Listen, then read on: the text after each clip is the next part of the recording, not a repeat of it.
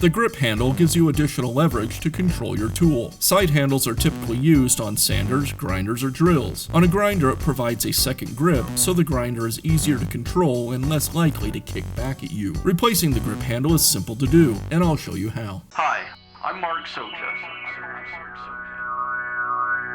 Do-it-yourself repairs like these are easier than you might think.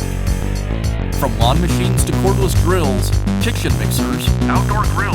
our how-to videos walk you through each repair from start to finish. So doing it yourself means never having to do it alone. Let's get started. Replacing the side handle is a simple repair. Start by removing the old side handle. It just unscrews counterclockwise.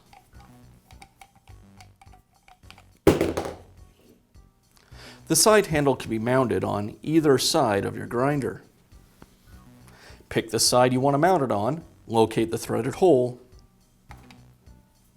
and screw the handle in place. And that's how simple it is to replace your grinder's grip handle. Be sure to check back often for new videos and expert advice. If you found this video helpful, give us a thumbs up And leave a comment.